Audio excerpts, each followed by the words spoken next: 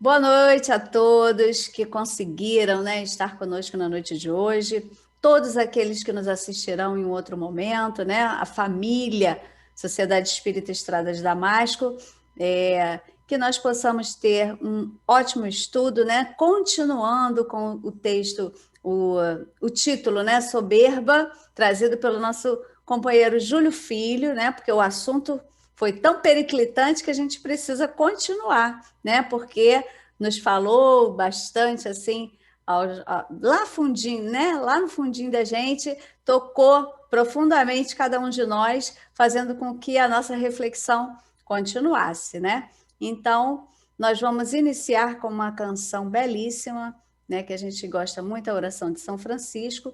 Então, todos nós vamos estar atentos, vigilantes com os nossos pensamentos concentrados, né, para a nossa harmonização inicial, que será a nossa prece.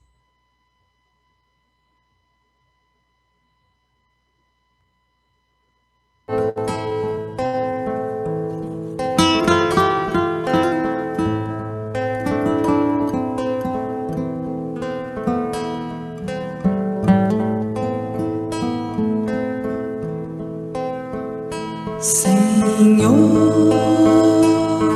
fazei-me instrumento de vossa paz.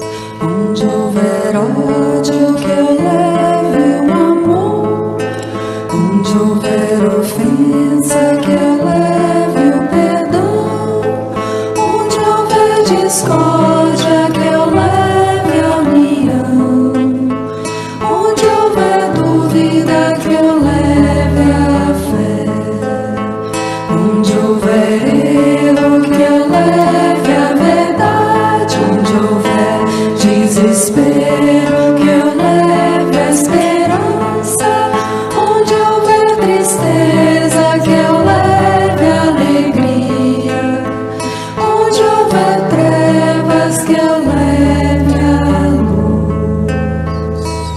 Ó Mestre, fazei que eu procure mais consolar que ser consolado, compreender que ser compreendido, amar que ser amado, pois é dando que se recebe, é perdoando que se é perdoado, e é morrendo que se vive para a vida eterna. E assim nós daremos início, né, com essa harmonização tão maravilhosa, né, que essa canção nos traz sempre. Nós vamos iniciar o nosso estudo da noite, né, continuar com o título Soberba. Júlio Filho, é com você. Ok, muito obrigado. Boa noite a todos. Nós vamos iniciar, então, ou dar continuidade ao nosso trabalho, compartilhando. Já está liberado para compartilhar? Sim. Então, vamos compartilhar aqui a nossa tela. Nós estamos desenvolvendo, né? Nessas últimas semanas, esmiuçando os pecados capitais. E eu pensei que estivesse tendo um privilégio, depois eu descobri que não era privilégio algum. Na verdade, a escolha do termo soberba caiu realmente, tocou fundo em minha alma e eu vi depois, descobri que cada uma das pessoas que me antecederam, o tema de cada um, na escolha do tema de cada um, não houve acaso, realmente não houve acaso, e aí a gente ficou ainda mais envolvido, né? Mais envolvido com o nosso trabalho. E aí nós começamos a desenvolver esse nosso trabalho, e no desenvolvimento do nosso trabalho, nós buscamos lá, fomos beber, né, na fonte de Leandro Carnal e fizemos uma junção do trabalho de Leandro Carnal com o trabalho da professora Margarete, e aí deu um trabalho muito legal que nós estamos aí trazendo, nós trouxemos naquela ocasião, na semana passada, né? Fizemos as nossas considerações iniciais, e aí falamos das faces da soberba, e foi muito interessante tratar da questão das faces da soberba, onde cada um se enquadrava aí, né, nesse contexto, no contexto em cada face da soberba, e começamos a falar da contemporaneidade da soberba, né? E foi nesse ponto que nós, então, paramos para recomeçar hoje. Nós vamos falar ainda hoje, vamos concluir hoje, fazendo em nossas considerações finais, fazendo um cotejo, né, do que nós vamos tratar hoje com a sagrada missão do Espiritismo, e lembrando que o nosso objetivo é que nós possamos refletir, que essas nossas reflexões nos conduza à tomada de consciência dos nossos vícios de cada dia, para que nós possamos buscar meios e modos, traçar metas para superá-los. Então, nós falamos trouxemos lá, observamos, né, as facetas da soberba, falamos sobre cada uma delas, e foi bastante interessante a participação de muita gente. Deixamos para falar da arrogância de propósito, né, porque a arrogância nos fala mais de perto, e nós julgávamos que não tínhamos nada de arrogante, e até que nós descobrimos, e para tanto, conceitual muito interessante que nós trouxemos, que é a janela de Johari, onde nós vimos que muitas vezes, e no meu caso foi exatamente isso que aconteceu, né? A minha arrogância ela estava escondida lá no meu eu, naquele meu eu, em que todo mundo vê e eu não vejo. Não é isso? Lá na minha mancha cega, no eu cego.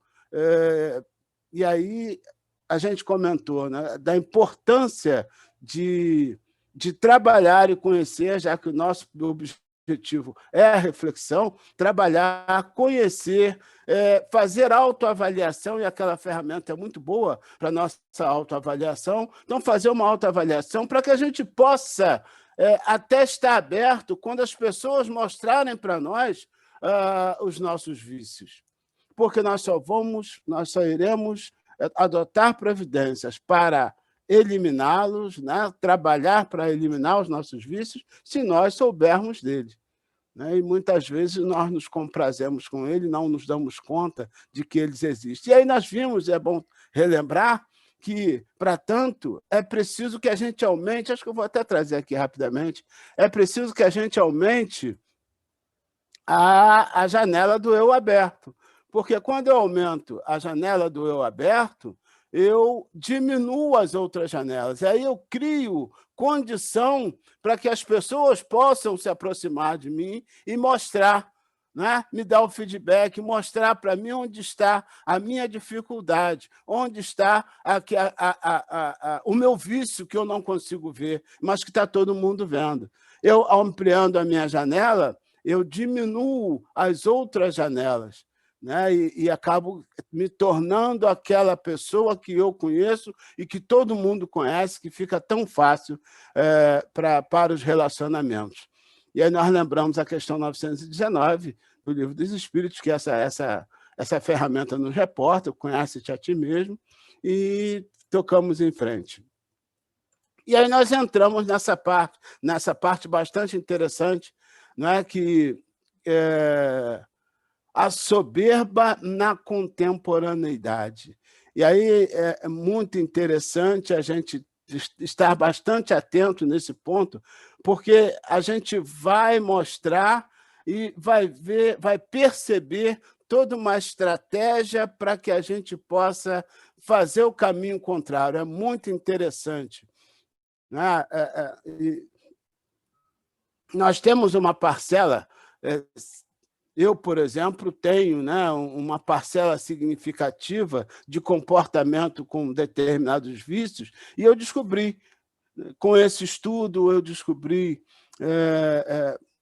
fazendo autoavaliações, que a própria sociedade nos impõe determinados comportamentos.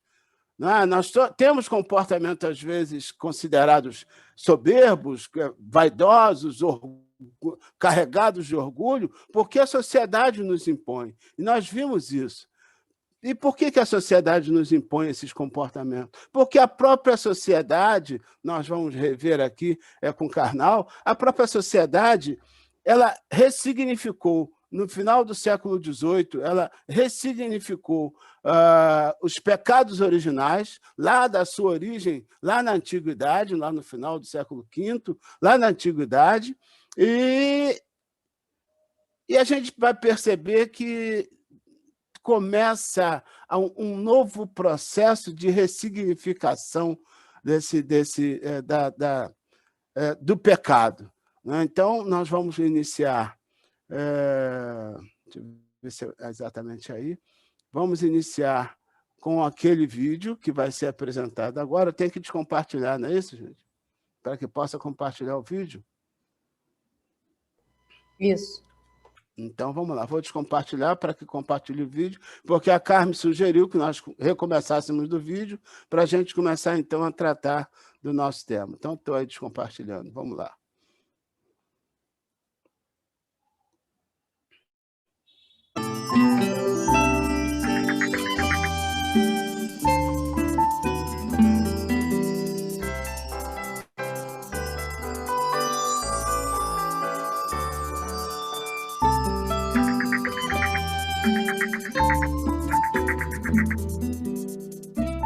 Os pecados são transgressões da lei de Deus, atos humanos que vão contra a vontade divina. Mas afinal, o que é e o que não é pecado? Será que existe uma resposta para essa pergunta que seja verdadeira em todos os tempos da história? Ou será que a nossa ideia de pecado muda com o tempo? Todos que estão aqui com certeza conhecem, já viram, que os pecados capitais tradicionais, ira, gula, avareza, inveja e os outros, foram estabelecidos pela Igreja Católica há muito tempo como um padrão para que se pudesse acompanhar uma espécie de guia para a alma fiel. Estes pecados foram instituídos há muito tempo, foram instituídos por padres da Igreja Antiga. Esses pecados foram sendo transformados ao longo do tempo e deram origem a uma lista oficial que ficou pronta apenas no século XVII. Há uma mudança muito importante de valores sobre esses pecados. Por exemplo, a melancolia ou assédia se transformou em preguiça a partir do século XVII, com a ascensão de um modelo mais burguês de teologia, que pressupunha que não trabalhar era pior. E a partir de um determinado momento, nós notamos inversões de valores destes pecados.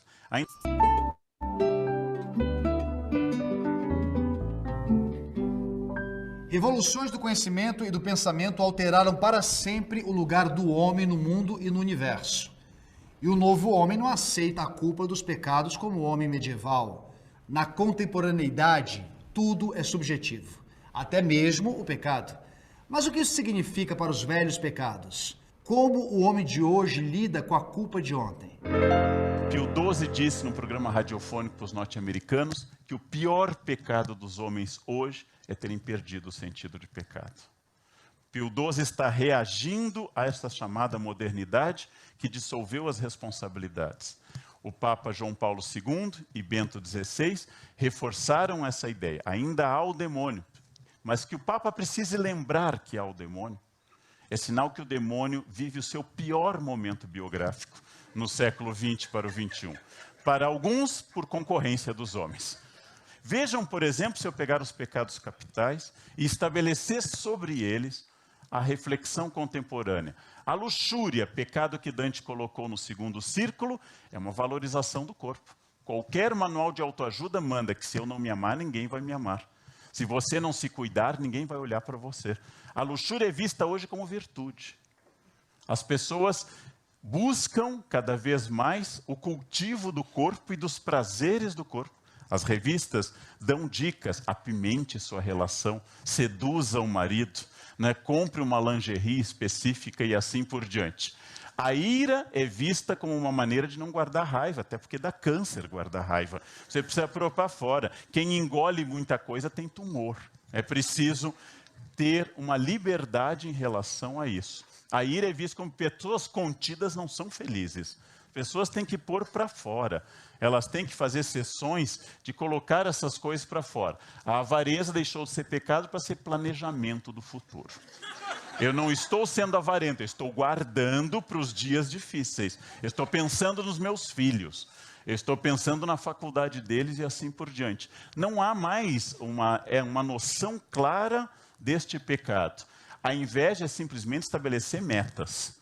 Ou seja, não é que eu invejo o carro do vizinho, é que eu quero também chegar lá. Chega a se dizer, que é um absurdo teológico, inveja boa. Uma inveja branca, uma inveja atenuada, como se pudesse ser uma coisa dessa. A preguiça é lida como relaxamento. Pessoas não são mais preguiçosas, elas estão relaxando, desestressando. A preguiça é recomendada, momentinho de preguiça, para a sua hora de preguiça e assim por diante. A preguiça é vista como uma virtude. A gula é quando você foge do padrão terrível da anorexia. É quando você decide não seguir mais o que a sociedade quer de você. Essa é a gula, ou seja, você passa a pensar em inovar através de uma capacidade de pensar melhor. E, finalmente, o pecado original de Lúcifer, a vaidade, o orgulho. O pecado que dá origem a todos os outros é hoje visto como uma questão essencial para você ser feliz. Você tem que se amar, e se amar muito. E tem que se orgulhar disso. Eu me gosto, com essa próclise errada, eu me gosto, eu me amo, eu me adoro, eu não consigo viver sem mim. Neste Café Filosófico, o historiador Leandro Carnal discutiu as muitas faces do pecado. Atravessando séculos de história, acompanhamos as transformações teológicas e sociais que mudaram nossa relação com esse conceito tão complexo.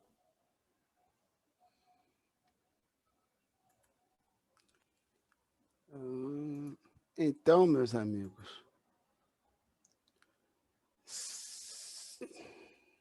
se a gente prestar bem atenção, nós vamos ver que o professor Carnal ele tem razão, né? A ideia do pecado e da própria virtude, ela, ao longo do tempo, foram ressignificadas, vêm sendo ressignificadas pela sociedade, né? É o que a gente tem percebido, né? Vem sendo modificado, ressignificado. O pecado, com o tempo, ele vai mudando, ele vai perdendo o sentido. E, na atualidade, há quem afirme, assim como Carnal, que o orgulho é uma questão essencial para que a pessoa seja feliz. Ou seja, o que a gente está percebendo, né, e essa nossa análise, ela precisa ser uma análise bastante imparcial do que, de fato, está acontecendo no mundo, né? O que a gente está percebendo é que, na verdade, o vício virou virtude, né? E aí nós paramos exatamente nesse ponto, né? Virtude ou vício? E é muito interessante, mas eu já vi que o André está com a mão levantada desde o início, e eu vou dar a palavra a ele agora. Mas nós não podemos, neste momento, já fechar a questão com aquele conhecimento que a gente traz sedimentado. Eu vou precisar desenvolver um pouco mais, mas é claro que a gente precisa falar um pouco sobre essa questão, né? Virtude ou vício? Essa ressignificação, como é que a gente está vendo isto? Né? Fora, vamos dizer assim, e dentro do contexto religioso. André, que eu vi primeiro, jamais eu não vi, porque eu compartilhei a página. Por favor, meu amigo. Esse tema, essa palestra do canal, ela é muito interessante, porque até que ponto isso está certo, né? Porque ele tem uma fala ali que é muito interessante, né?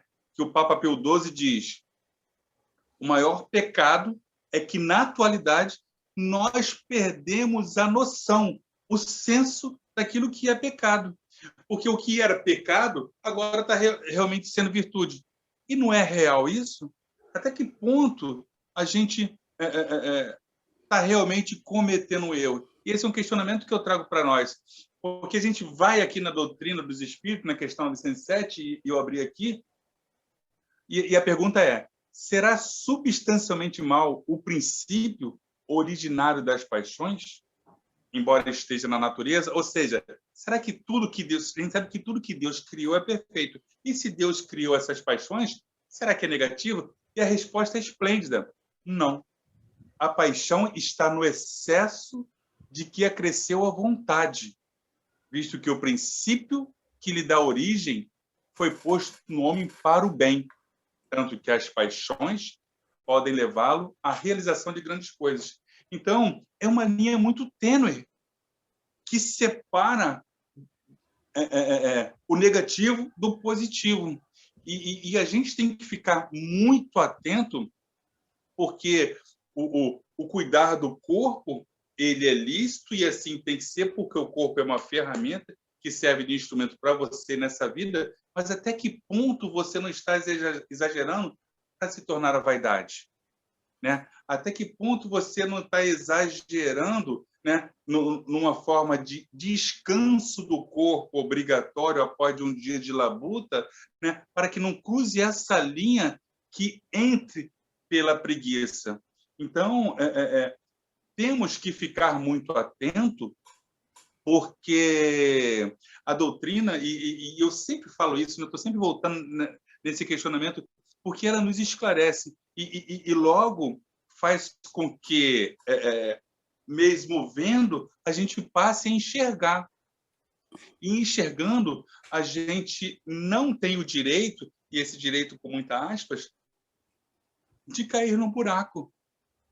Porém, somos falhos, somos humanos, estamos na carne, somos espírito de terceira classe, estamos vivendo num mundo atrasado, de provas e expiações, que está mudando esse conhecimento de todos, mas que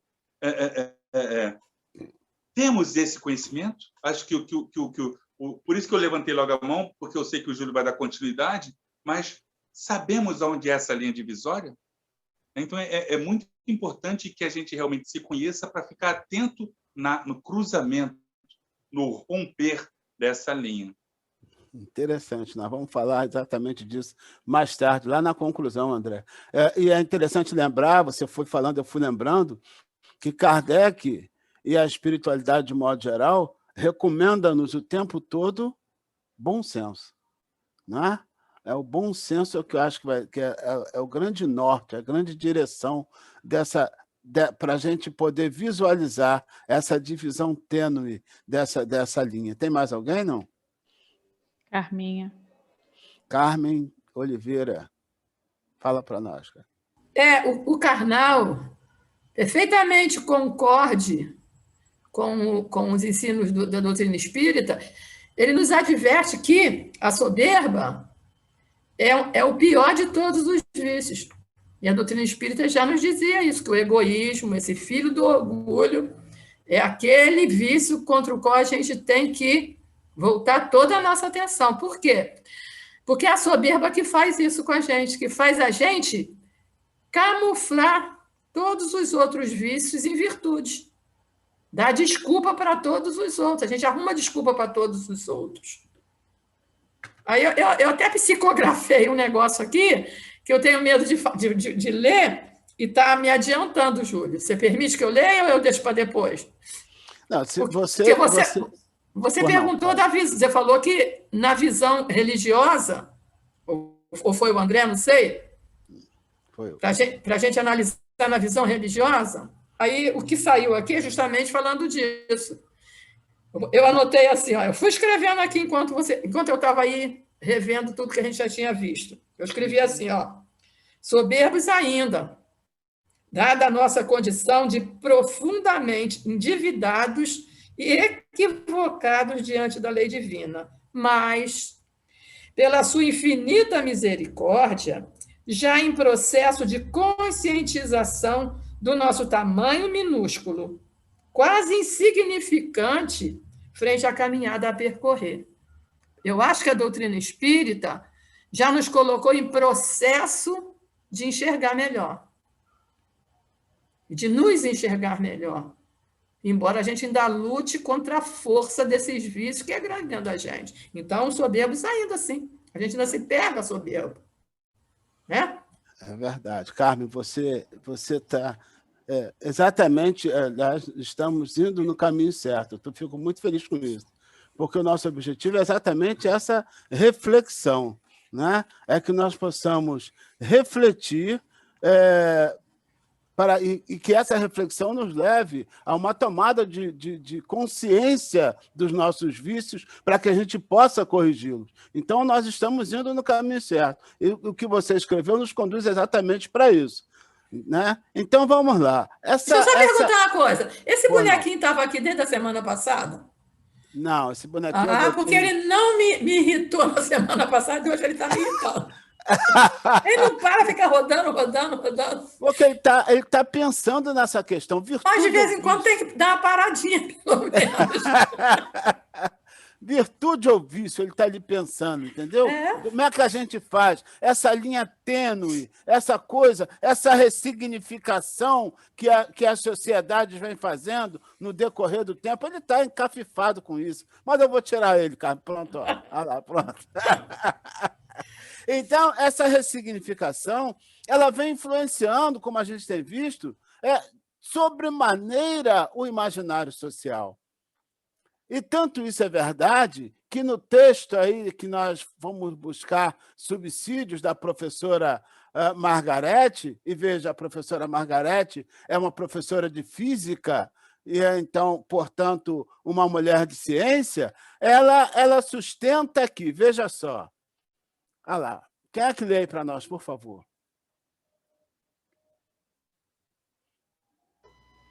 Para muitos, o orgulho é um sentimento a ser cultivado, pois ele seria importante na construção da autoestima. Então, ela está falando mais ou menos o que Karnal falou para nós. Ela complementa, vamos lá, você mesmo, Tia Jéssica. O orgulho, para quem assim pensa, corresponderia ao impulso necessário para mantermos as cabeças erguidas, seguindo em frente, principalmente diante dos obstáculos sempre presentes em nossas vidas.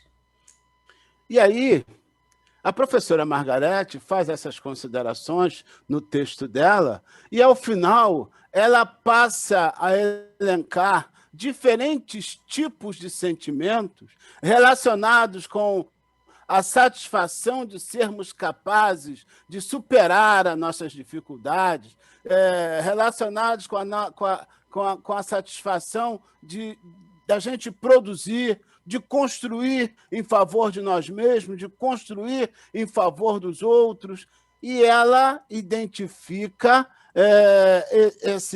esse sentimento, né, como orgulho.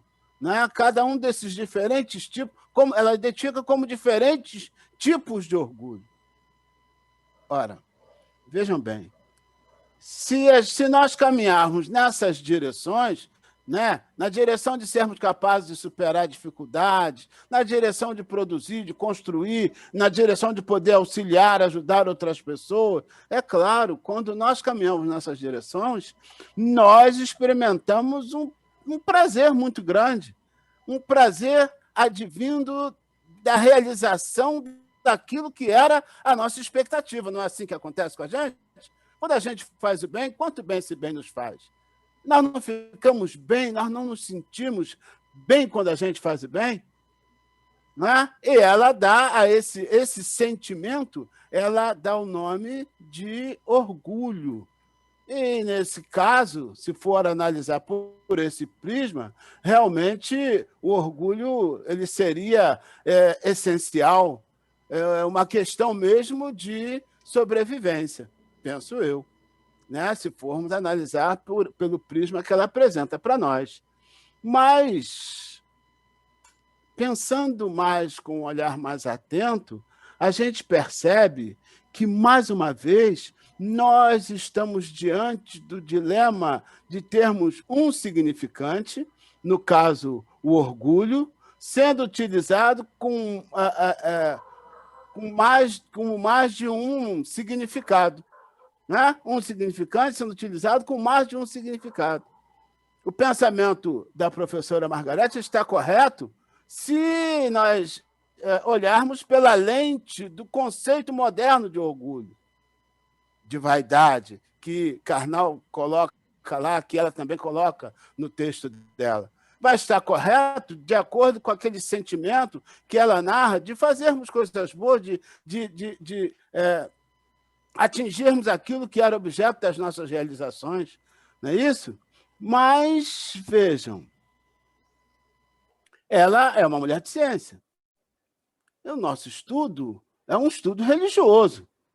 Não é isso? É um estudo religioso. Então, eu pensei, por que não buscar a adequação entre o pensamento religioso e o pensamento científico há muito indevidamente divorciado?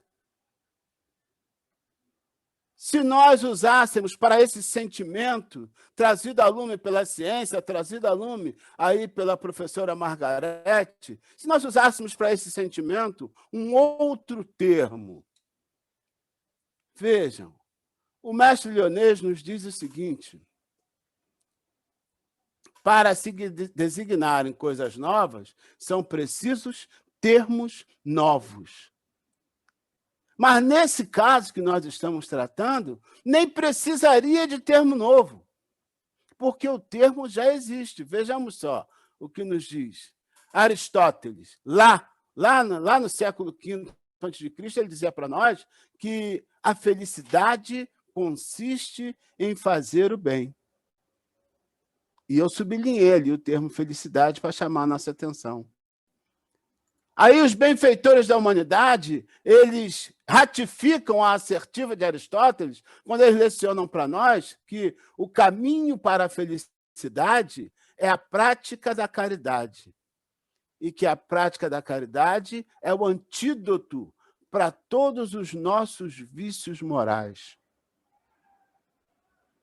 Portanto, quando as nossas ações, praticadas em consonância com as leis divinas, nos levam a superar nossas dificuldades, a obrar em favor do próximo, a ir na direção do próximo, nós somos tomados por um sentimento que a espiritualidade superior diz para nós que são lampejos da felicidade que nos aguarda quando a prática do bem for a tônica em nossas vidas. Ainda não é, né? Por isso Jesus afirmava que a felicidade não é desse mundo.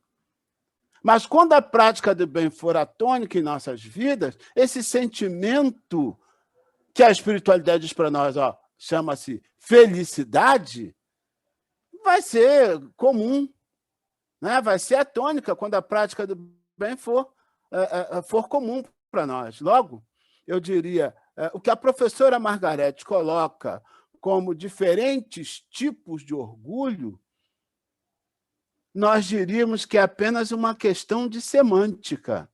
O mesmo sentimento expressado através da linguagem com termos diferentes. Não é? Orgulho, quando deveria ser felicidade. Perceberam? Ela coloca como diferentes tipos de orgulho um sentimento que a espiritualidade e que desde Aristóteles a humanidade conhece como felicidade. O que vocês acham disso? Falem comigo um pouco. Façam uso da palavra. Eu sei que vocês estão ávidos para fazer isso. Esse termo é usado assim, dessa forma, né, com essa conotação, Júlio, quando a gente fala, né, se expressa assim com bastante, como se fosse uma realização pessoal, né? Alguma conquista que a gente tenha alcançado, então a gente fica orgulhoso, né? Ou de um filho, ou de si mesmo, né? de ter buscado, né, alcançar uma meta e ter alcançado aquela meta, ter conseguido chegar lá. Então, a gente diz que está se sentindo orgulhoso, né, ou orgulhosa de ter feito aquela conquista. Né? Seria essa... Mas aí, exatamente isso. Você alcançou o que a gente está querendo dizer. Esse sentimento que a gente chama de orgulho, na verdade, não é o orgulho. O orgulho é esse vício, não é? O pior vício da humanidade, segundo a filosofia, segundo os próprios benfeitores espirituais, nós já vamos ver daqui a pouco. Então, seria aplicado de forma equivocada, no caso, igual exatamente. A inveja e a cobiça que a gente, né, desconstruiu aquele significado que estavam dando aí, né, para esse vício. A Carmen está aguardando para falar. Exatamente isso, exatamente isso. Continua, por não, Carmen.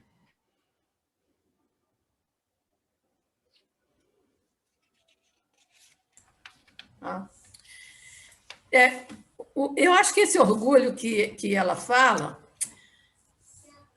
é o orgulho em germe, né? Aquele germe que foi colocado no homem para o bem, justamente o que você falou, que a felicidade é o resultado de praticar o bem. Então, esse orgulho que ela fala é como a Jaqueline falou assim, a gente fica feliz quando alguém que a gente, né, o filho, por exemplo, a gente fala, poxa, o meu trabalho foi bem feito, a gente fica feliz. Então, a gente fez o bem em relação ao nosso filho, que era a nossa obrigação. Então, se mistura um pouco, sim. Eu acho que dá para ver assim. Agora, por que a gente tem essa dificuldade de agir, como você falou, a caridade, a prática é a prática do bem? É que a gente também tem uma noção errada de caridade. A gente vê caridade mais como ajudar financeiramente, pecuniariamente. No dia em que a gente aprendeu o significado real da caridade, que a gente aprendeu a estender a mão para o outro, a dar ao outro o que ele precisa e não o que ele nos pede, porque muitas vezes a gente quer ajudar e atrapalha, e faz errado. Porque a gente quer dar ao outro o que ele pede, mas o que ele pede não é bom. Eu tenho passado por situações familiares complicadas essa semana e esse estudo, sabe, está me dando uma serenidade. Graças a Deus, que bom. Porque o que acontece? A gente não tem que dar para o outro tudo que ele pede para a gente. Porque Deus não dá para a gente o que a gente pede, dá para a gente o que a gente precisa. Fato. Então, caridade é por aí.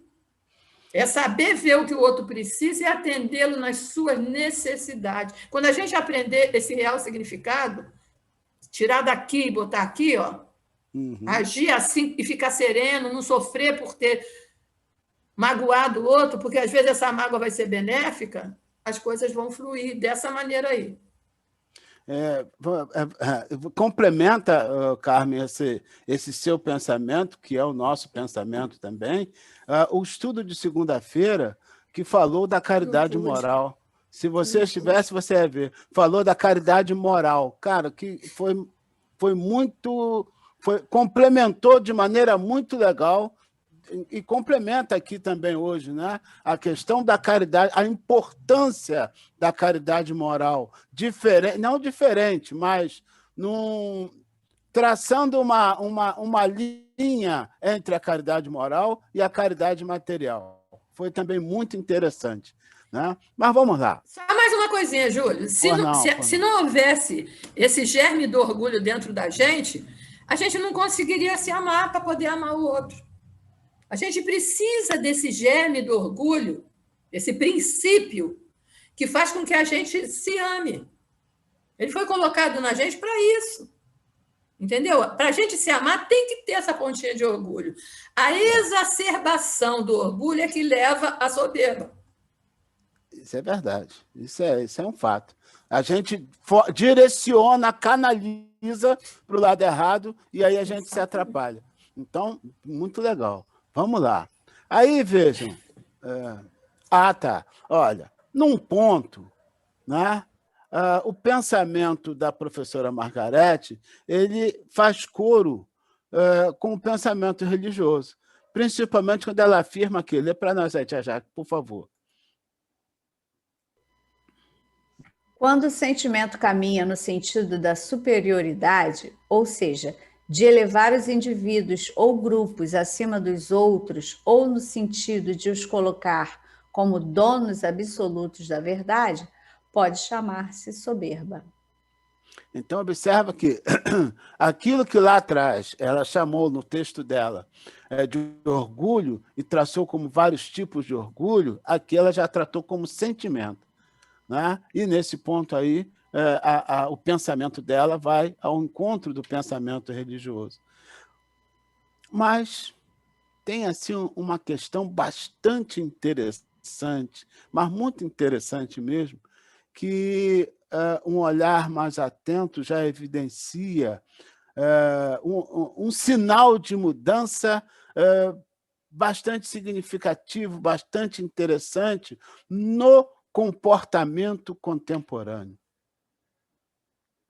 Gradativamente, esse comportamento ele começa a assumir uma nova postura. Né? Nosso raciocínio já está indo nesse sentido, eu fico muito feliz. É muito bom quando a gente começa, o nosso trabalho começa a atingir os seus objetivos. Né? Gradativamente, o comportamento contemporâneo começa a assumir uma nova postura. E essa nova postura traz mais para perto do viés religioso, que nosso estudo é um estudo religioso. Então, essa nova postura do comportamento humano nos leva, nos conduz, nos leva para perto do pensamento religioso. Vocês lembram? Eu falei aqui, logo no começo do nosso estudo de hoje, as empresas que antes exigiam um comportamento com uma certa dose de orgulho para que você pudesse ascender a cargos de comando, para que você pudesse ocupar cargos de tomada de decisão, você tinha que ter uma certa postura, uma certa altivez, né? Tinha que ter uma certa dose de orgulho.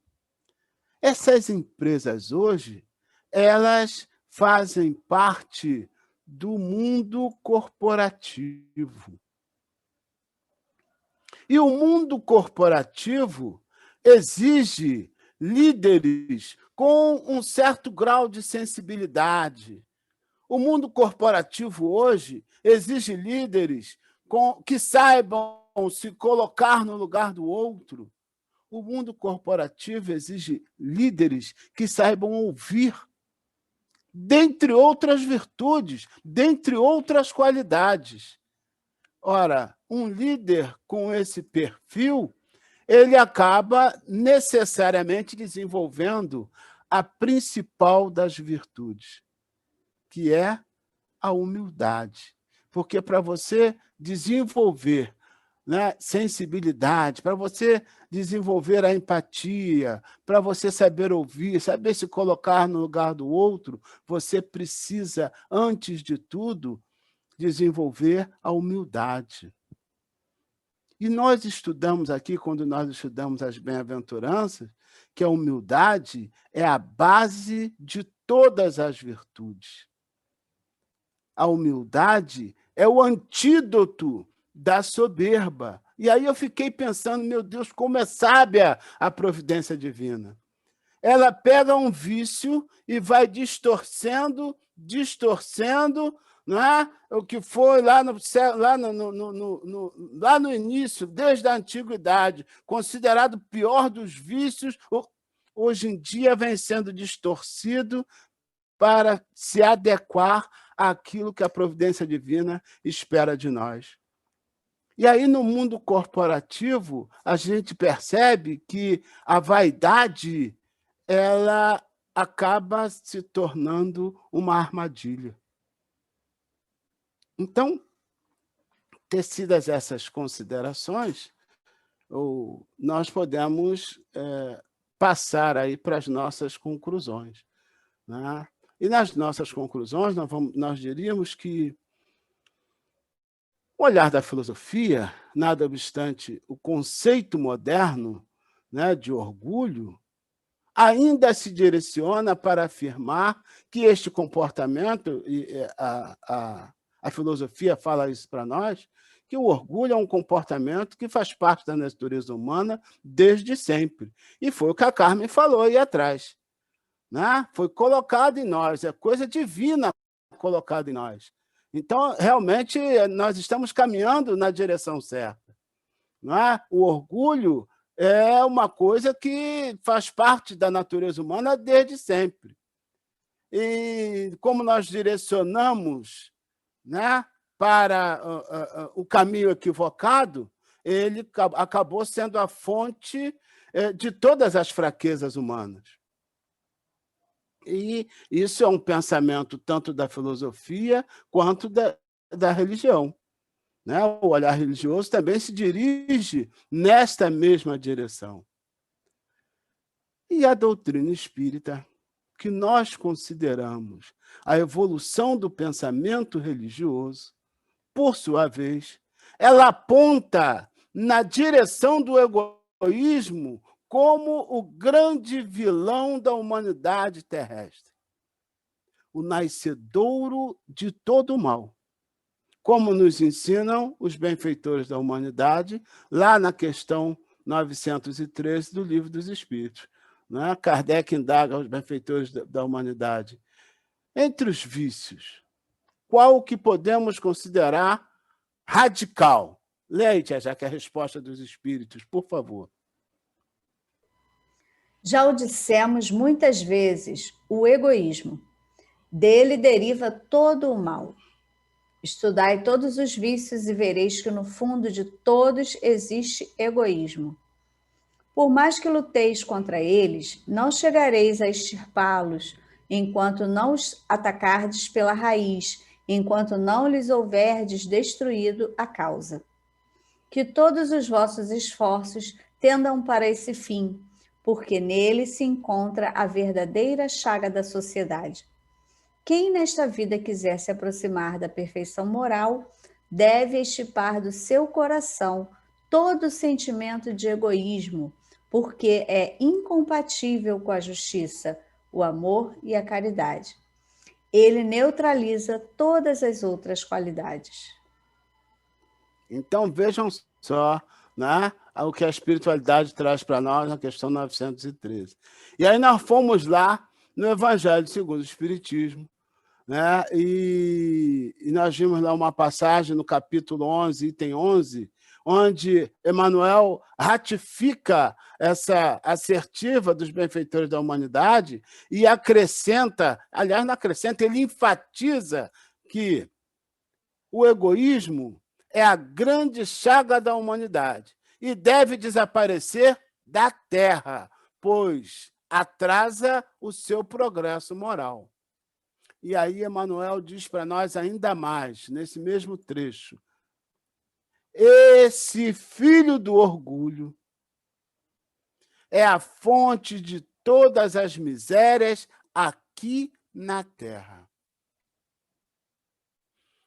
E nós destacamos esta questão pontuada pela doutrina espírita como meta de erradicação para que nós possamos atingir o progresso moral, exatamente para que pudéssemos cotejar, né, orgulho e egoísmo.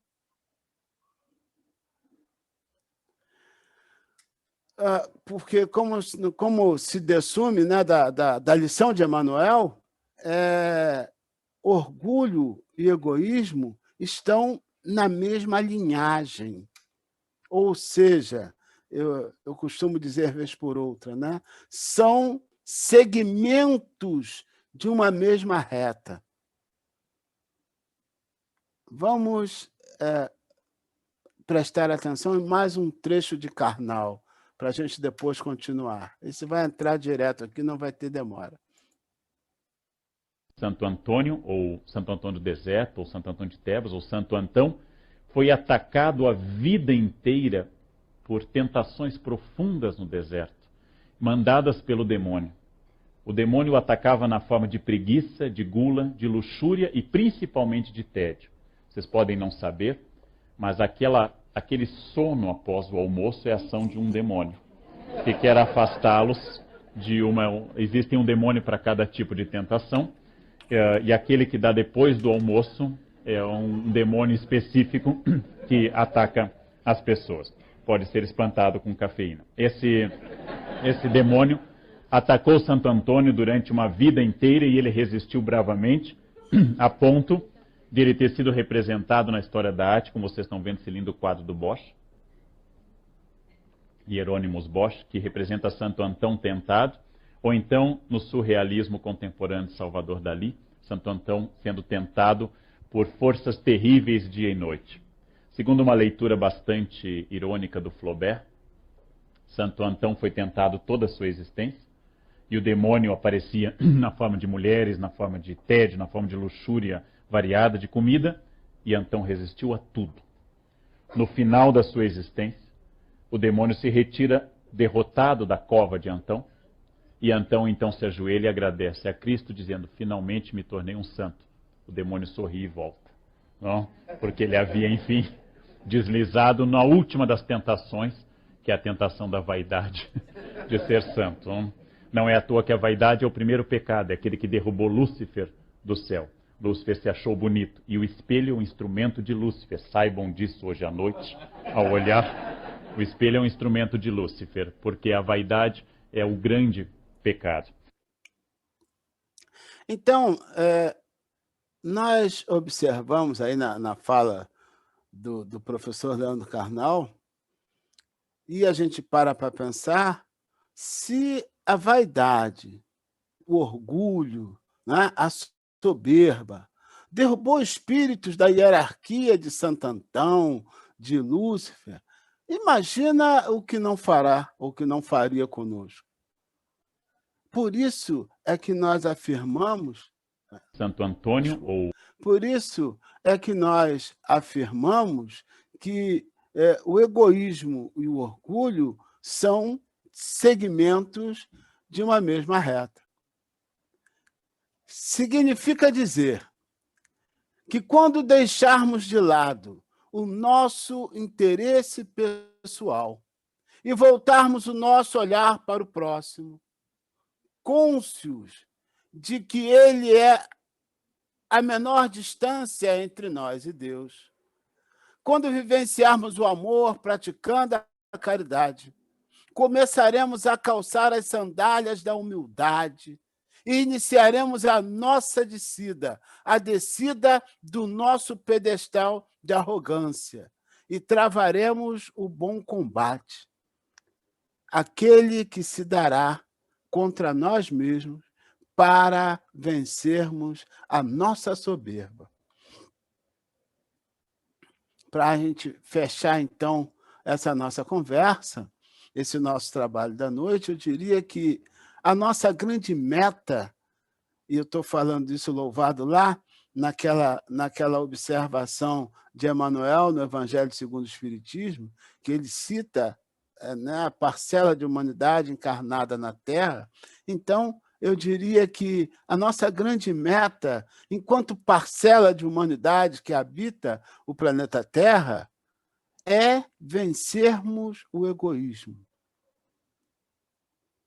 Que, como nos ensina a espiritualidade superior, atualmente é o nosso maior desafio. Mas, de certa forma, eles nos confortam quando nos garantem que o egoísmo é transitório.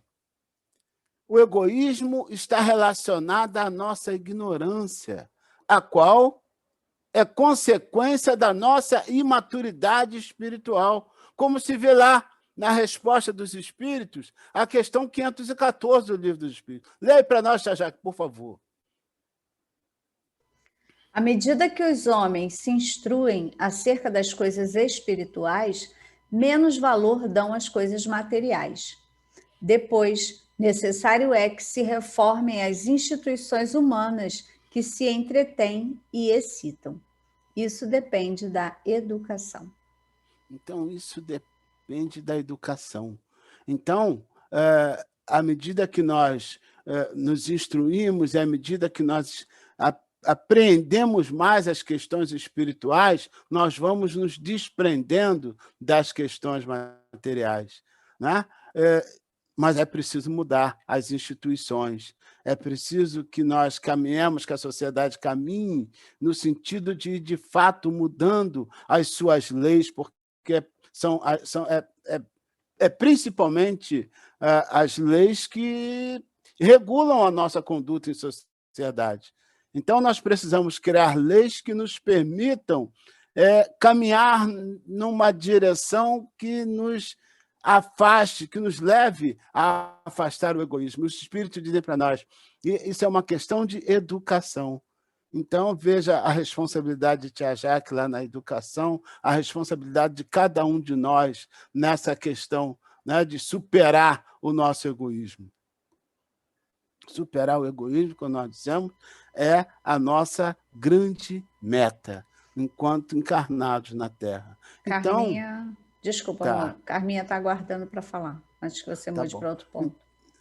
Então, eu vou só fechar só mais esse ponto. Então, veja, é lógico também inferir, né, se enquanto humanidade encarnada na Terra, o nosso grande objetivo é extirpar, eliminar o egoísmo, é lógico também inferir que combater e superar o egoísmo é apenas um treinamento para que possamos enfrentar um desafio ainda maior, que derrubou espíritos de hierarquia muito acima da nossa. Né? A nossa grande meta enquanto humanidade é combater a soberba.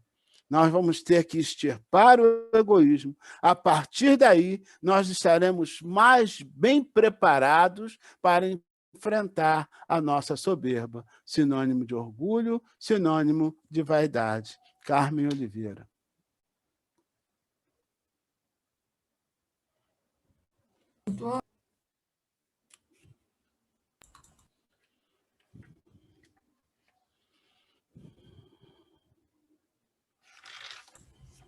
Agora foi. Foi. Eu estou com dificuldade de liberar meu microfone. Olha só, gente. Me ocorreu uma coisa aqui muito interessante. O Divaldo vem falando para a gente já nas suas palestras que lá em setembro, eu quero falar do momento atual, que isso aqui é tudo de bom para a gente refletir no que nós estamos passando. Então, o Divaldo tem falado nas palestras dele que em setembro de 2018, na espiritualidade, soou um clarim convocando os trabalhadores do espaço para vir em socorro do planeta Terra, que iria passar por momentos muito difíceis, muito dolorosos, muito tormentosos, em virtude desse vírus que estava chegando, né, lá na China, logo a seguir. E nesse último livro do Divaldo, com o Manuel Filomeno de Miranda pelo Divaldo, o Manuel Filomeno leva isso mais adiante. Ele diz que esses espíritos que vão auxiliar na transformação do planeta, né, na transição do planeta, estão entre nós. E ele fala, por que as vacinas saíram tão rapidamente? Porque os cientistas do espaço estão junto nos laboratórios de pesquisa aqui na Terra, intuindo, inspirando os cientistas da Terra para buscarem ajuda para o povo. Por que tem um grupo imenso junto com os médicos, com os enfermeiros, fortalecendo eles na frente de batalha? Então, eles estão aqui entre nós, auxiliando a todos nós. E que muitos deles já reencarnaram, já faz algum tempo também, a espiritualidade já vem avisando isso para a gente, reencarnando em todos os setores da humanidade. Eu estava pensando aqui, quando você falou da mudança, né, nas empresas, né, na liderança, que tipo de liderança que está se buscando. Então, será que esses consultores que apareceram de um tempo para cá, agora hoje em dia tem muita consultoria, não serão esses também parte desses espíritos que reencarnaram entre nós para auxiliar nessa transformação, agindo junto às empresas ou instituições, né? Fazendo com que se chegue a essa conclusão de que uma empresa só cresce quando os seus colaboradores, né? Uma empresa ou uma instituição qualquer, só cresce na medida em que todos os colaboradores tomarem consciência que eles são parte desse crescimento. Que na medida em que a empresa cresce, eles crescem junto. Então, o papel da liderança é trazer a equipe junto. Não adianta ter alguns empregados de destaque, alguns trabalhadores nas instituições de destaque. É preciso conscientizar a massa de que todo mundo é parte dessa engrenagem e que é preciso que cada um se conscientize do seu papel nesse crescimento. Sabe? Isso chega a me arrepiar, porque é tudo se encaixando, sabe? Tudo se concatenando para a gente entender a beleza da doutrina espírita. Olha o tamanho das informações que a gente recebe. Olha a responsabilidade que a gente tem de começar a agir nesse momento tão difícil que a humanidade atravessa. É, de fato, Carmen, um momento difícil que a gente já tem informações que faz parte da transição, né? E como você bem pontuou, bem destacou, esses espíritos já estão aí, nos intuindo, reencarnando, conduzindo, porque, veja só, a mudança do conceito de orgulho, ela foi muito rápida. Ela ficou lá da antiguidade até a Idade Média, com aquela coisa do jeito que nós conhecemos, do jeito que nós vimos no início do nosso estudo. Não é? Aquela noção de pecado, aquele negócio, soberba, como fonte de todos os outros pecados e tudo mais. E aí, de uns 20 anos para cá, a coisa começa a mudar rapidamente. Primeiro, essa ressignificação que a gente viu, trazida aí pelo historiador Karnal, trazida pela professora Margarete. Primeiro, essa mudança. Não é que mas espera aí. Isso que ela está falando não é bem orgulho. Isso que ela está falando são lampejos de felicidade. Então, se eu chamar de felicidade, diferenciar de orgulho, eu vou caminhar melhor. Nós estamos caminhando melhor. E, rapidamente, esse conceito cresce e vai para dentro das empresas. Trabalhar é lei de Deus para nós. Todos nós temos que trabalhar, né, para o nosso sustento, em favor dos outros. Aí vai para dentro das empresas. E dentro das empresas começa a surgir, então, a providência divina adotando medidas para que aquele sentimento, aquele comportamento, que era um comportamento que era um vício, se torne uma virtude. Então, meus irmãos, fechando efetivamente a nossa conversa, para a gente poder conversar mais abertamente. Maria Regina quer falar. Isso, eu ia interromper agora. Não, a dona Regina, eu vou fechar agora. E aí a gente começa o nosso bate-papo, que eu quero ver todo mundo, que eu não estou vendo. A senhora vai falar agora, daqui a 1 minuto. Por que eu quero dizer? O nosso objetivo era, de fato, essa reflexão. Né? Para que essa reflexão? Para que nós nos conscientizássemos dos nossos vícios. Precisamos nos conscientizar dos vícios e do caminho que está sendo adotado pela própria providência para nos trazer para o caminho certo. Né? O que a providência está fazendo para nos trazer para o caminho certo. Só aqueles mais endurecidos, ou só aqueles que não tomarem consciência, é que não vão se direcionar. Mas nós sabemos, Jesus falou para nós, que nenhuma ovelha do seu rebanho se perderia. Então, aqueles mais endurecidos vão demorar um pouco mais. Mas o progresso a gente sabe que ele vai arrastando, ele vai arrastar. Não é? Então, precisamos tomar consciência dos nossos vícios, principalmente aqueles que estão na nossa mancha cega, né? Nós precisamos expandir o meu eu aberto para que as pessoas possam me falar daquele eu que eu não vejo, para que eu possa corrigir, porque ainda nos comprazemos com alguns desses vícios, lá no viés contrário do que precisa ser adotado hoje. Né? Quando nós nos comprazemos, nós nem nos damos conta que eles habitam em nós. O caminho é esse, gente. O recado está dado. Né? Eu sou muito agradecido à direção de estudos espíritas da nossa casa e a todos, né, pelo apoio, pela força que me deram nesse trabalho. E confessar o quanto eu aprendi, o quanto a gente realmente cresce a cada vez, a cada oportunidade dessa que se tem. Dona Maria Regina, a senhora agora vai dar o pontapé no nosso bate-papo.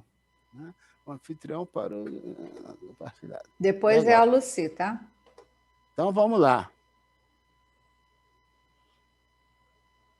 Já tiveram muito. Agora vai. Bem, muito obrigada aí. Eu fiquei achando a fala da Jaqueline interessante. E aí eu fiquei me analisando assim também. E eu gostaria que vocês dissessem se pode ser esse caminho também. Quando a gente sente assim, é o orgulho e a felicidade que o senhor colocou ali. Então, eu fiquei pensando, é um sentimento de satisfação pela conquista de um feito, uma realização, esse momento que a gente diz assim, que orgulho que eu tive. Mas aí, nesse orgulho, a gente não usar da vaidade. Né? Nós podemos ter esse orgulho da satisfação, da alegria, do contentamento com algo, no caso, pode ser o filho, pode ser a família, o esposo, algo que a gente realize, e a gente pode se orgulhar sem vaidade. Será que é nesse caminho também? Né? A gente não usar a vaidade. Eu diria assim, Dona Regina, eu diria assim, esse caminho é um caminho bom, mas se a gente usar para cada coisa o termo adequado, eu acho que nós vamos caminhar melhor. Eu vou chamar de felicidade aquilo que é sentimento de felicidade. Agora. A felicidade. Em vez de falar orgulho, falar felicidade. Não é? Ao invés do orgulho, usar o termo felicidade. Felicidade, seria? Aí nós estamos usando. Aí a gente não confunde, fica mais fácil para todos nós. Exatamente, já vou marcar aqui um pontinho aqui. Eu achei interessante que as conversas, elas vão assim, né? Elas vão se encaminhando direitinho. E a Carmen foi feliz também agora nessa última posição aí que ela da fala. E hoje, pela manhã, num determinado comentário, alguém falou: nós estamos no século XXI e haverão muitas modificações, transformações, muitas profissões acabarão, e etc. e tal. E vem a história aí, a pergunta e a resposta, e os comentários do Livro dos Espíritos também, né? Quando ele diz ali, reforme as instituições humanas. Isso depende da educação, né? Eu peguei nesse pedacinho. Então, quando eu hoje de manhã vi a pessoa comentando, eu ainda dei a minha fala assim, que nós vamos entrar, já estamos entrando nessa transformação. Mas junto, nós não podemos deixar de olhar o ser humano. Nós temos que pensar que tudo isso vai ocorrer, mas nós temos que estar sempre muito ligados que todos possam ter oportunidades. E a nossa amiga aí, a Carmen, quando ela colocou também, né? Quanto que a gente já está vendo que estão havendo certas transformações, mas para o lado mesmo mais do bem e do respeito ao ser humano. E aqui, quando ele fala assim, que a gente vai reformar as instituições humanas, eu achei muito interessante, porque a gente só vai conseguir esse feito todo de transformação quando a gente olhar para que todos possam ir se transformando. Isso depende realmente da educação, da gente aceitar. Eu pensei assim posso às vezes até não ter raciocinado, mas dentro do que é. Foi o que veio fechar com a fala da Carmen também, que ela disse que até se emocionou, não é verdade?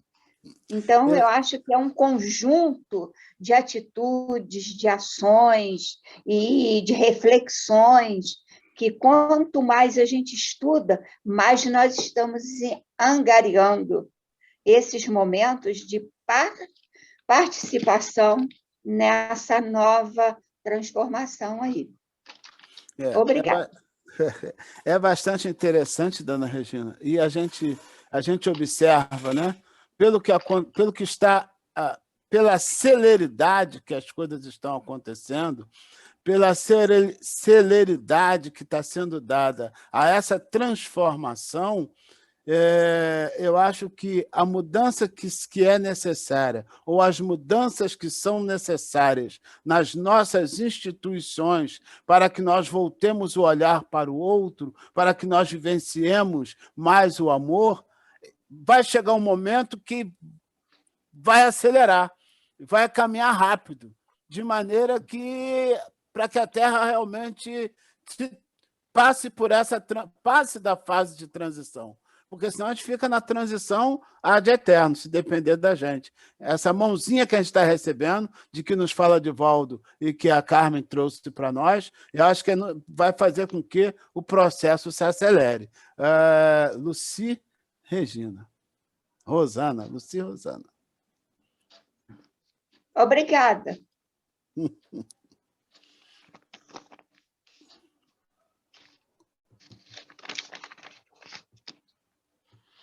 Ela já está falando, está com som. Clica no meio da tela, Lucia, e depois você clica no microfone.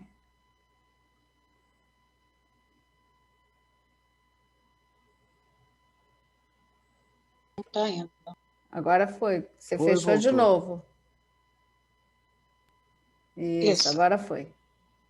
Então, eu percebo assim que esses espíritos, né, elevados, esses espíritos de luz, eles já estão na Terra reencarnados. No trabalho, eu percebo quantos jovens que se aproximam com uma palavra de bem, de amor.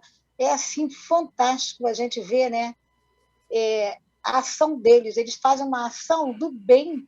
Eles estão dentro das escolas trabalhando, mas tendo um contexto de perfeição, de amor, sabe? São tranquilos, apesar de algumas escolas apresentarem muitas dificuldades com os jovens, mas quando estou em contato com eles, eu acho assim maravilhoso. Eles pensam também, e eles têm aquela visão de servir. Eles têm essa visão de servir a Deus e ao próximo, né? Então, o que a gente vê? Eles desenvolvem um trabalho onde eles não julgam ninguém, eles estão aceitando todos da forma que é. Olha quanta dificuldade que eu ainda não consigo fazer isso, ainda julgo, né? Então, esse trabalho assim foi muito maravilhoso para a gente. Então, eu vejo que a gente tem que ter o Jesus como nosso guia e modelo. Ele vem para ser o nosso guia, o modelo, e a gente está sempre perguntando, Senhor, o que queres que a gente faça? Que isso também é uma coisa que vai nos levar a trabalhar nesse momento dentro do planeta com um trabalho no bem. Sempre esse questionamento, o que queres que eu faça? E Jesus, sendo o nosso guia, o modelo, a gente vai cair nada mais, nada menos do que o amor que vai vir irradiar esse planeta aí, agora, nesse momento. Obrigada. Valna.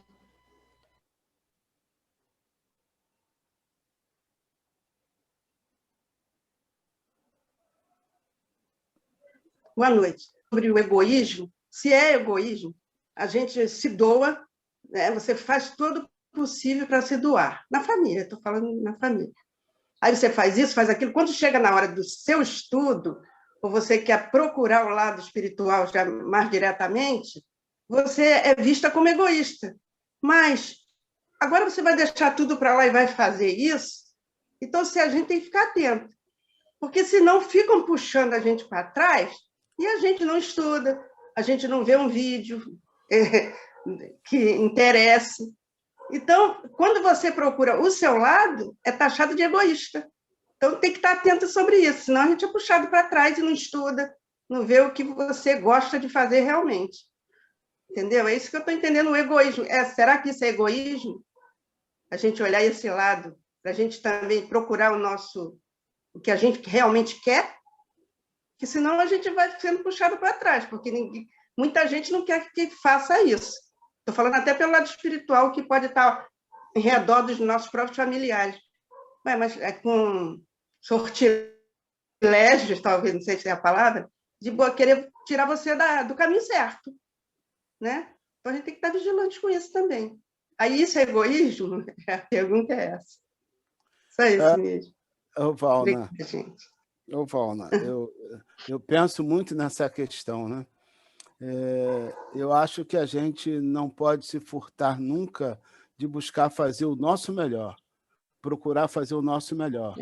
E no que a gente procura fazer o nosso melhor, nós vamos procurar fazer o melhor em todos os sentidos, né? Em todos os ramos de atividade. E eu vou fazer o meu melhor para o meu próximo, mas, consequentemente, também vou fazer o melhor para mim. O Karnal até fala nisso. Se a gente não se amar, como é que vai ser? Né? A gente precisa saber se amar, a gente precisa se amar até para saber amar os outros, até para saber viver melhor e relacionar-se melhor com os outros. É muito interessante também essa passagem por esse viés. Quem dá mais? Tereza, você não falou absolutamente nada, Tereza. Que absurdo é esse? Eu pensei que eu fosse ter que conter você. Estamos na roda de conversa. Júlio, eu só queria dar um adendo aí na fala da Valna.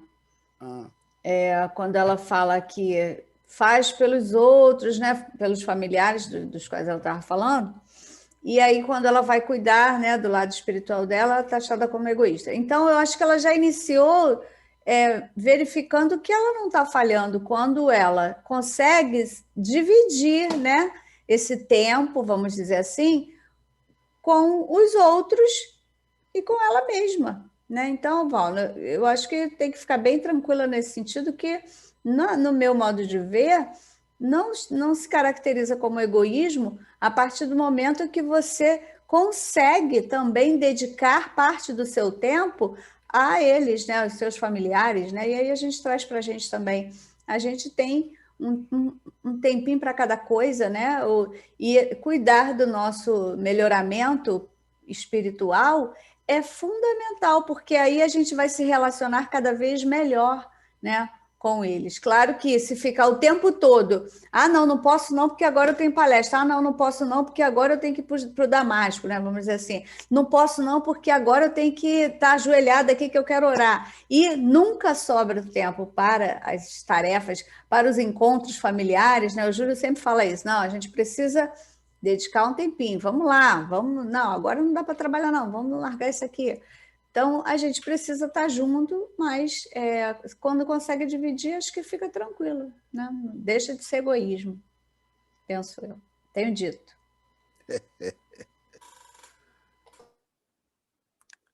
Acabou? É isso mesmo, gente? Pensei que isso fosse dar pano para manga beça. Ana Cristina está com a cara de que quer falar. Maria Paula, já viu? Maria Paula, toda bonitona aí.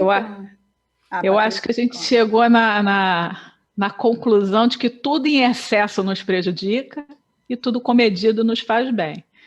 Então, a gente nomeia errado, né, o pecado, e não é pecado, porque o excesso é que vai cair para esse lado do pecado e o comedido nos faz bem, né? O que acontece, Patrícia?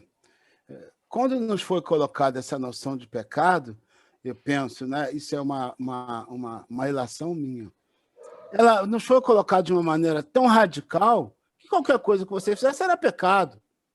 Então, você acaba jogando tudo pro ar, chutando o pau da barraca, porque eu já tudo que eu faço é pecado mesmo. Aí você chuta o pau da barraca, já vou queimar nos mármores do inferno. Então, aí o tempo começa, e eu tenho um amigo que ele diz que o tempo é senhor de toda a verdade.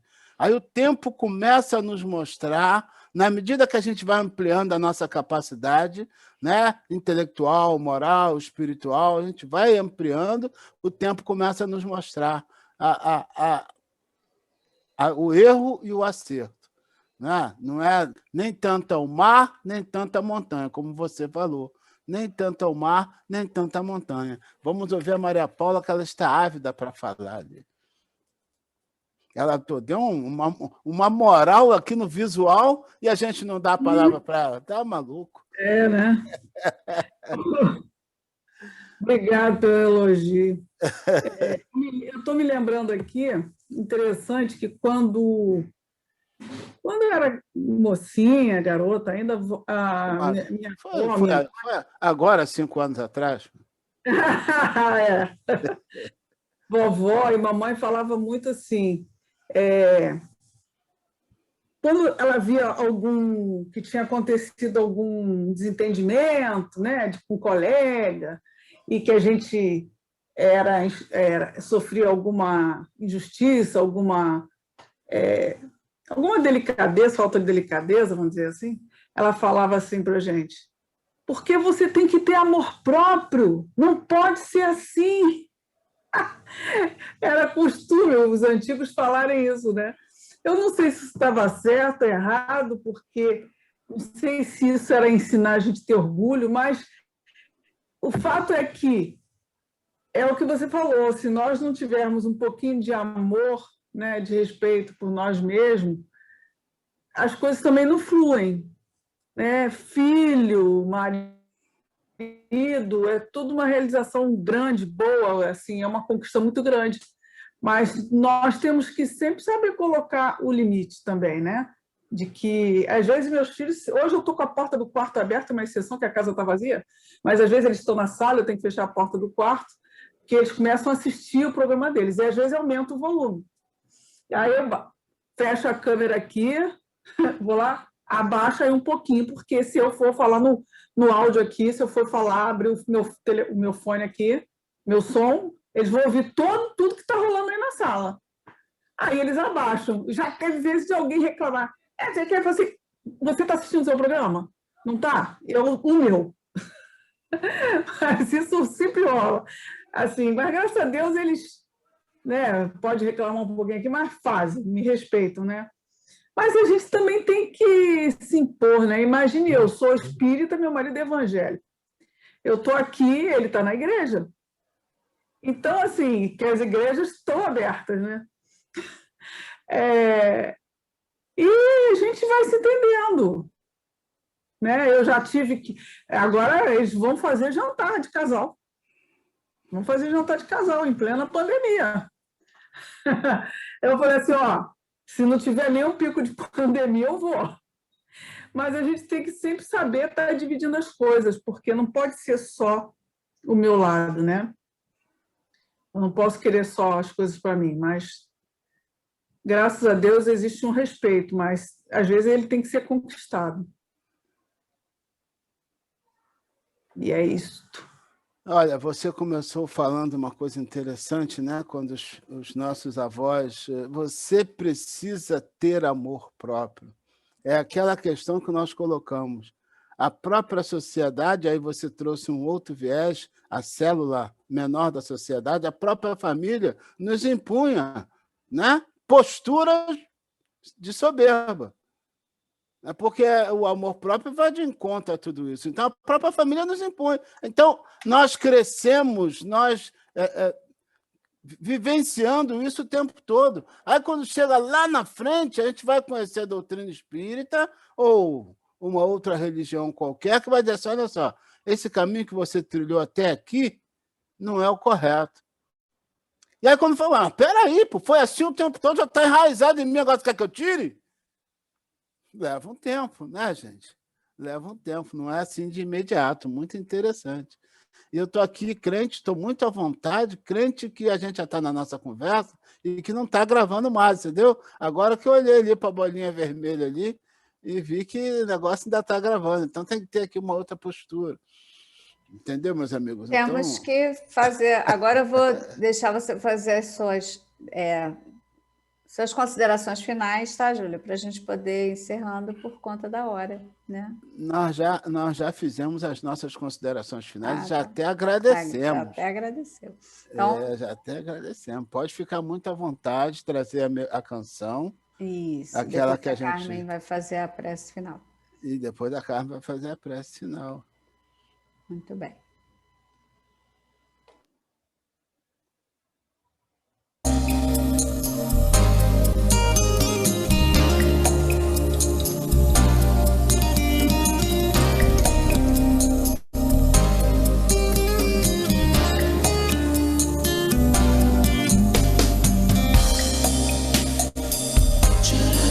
Na noite mais escura, o medo corrompe, as pernas fraquejam, as trevas farejam.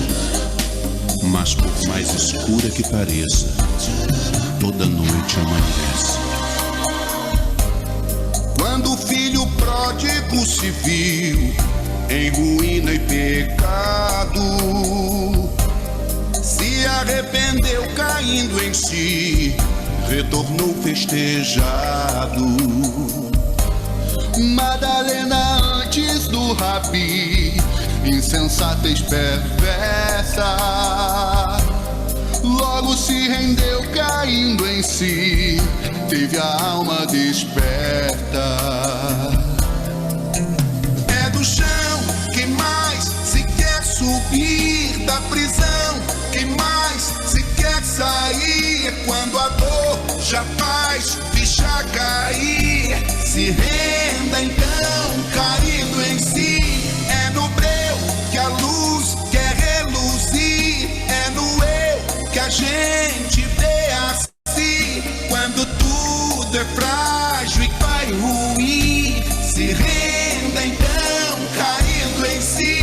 Caindo em si. Caindo em si. Quando a dor já faz ficha cair, se renda então, caindo em si. O Evangelho é o único remédio capaz de nos despertar da letargia espiritual em que vivemos. O paciente é o espírito, a medicação, o corpo em que habitas, mas o médico celeste é Jesus. Pedro amedrontado nega ali o mestre que seguia, logo desabou caindo em si, bem aos pés de Maria. Saulo desvairado perseguiu com gênio furioso, mas se converteu caindo em si, em servo generoso. É do chão quem mais se quer subir da prisão, quem mais se quer sair quando a dor já faz ficha cair. Se renda então, caindo em si. É no breu que a luz quer reluzir. É no eu que a gente vê assim. Quando tudo é frágil e vai ruir, se renda então, caindo em si. Caindo em si. Caindo em si. Quando a dor já faz ficha cair, se renda então, caindo em si. Caindo em si. Caindo em si. Quando tudo é frágil e vai ruir, se renda então, caindo em si. Caindo em si.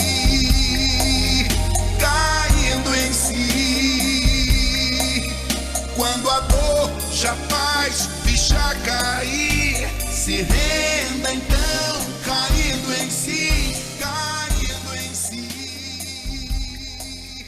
caindo em si, quando tudo é pra...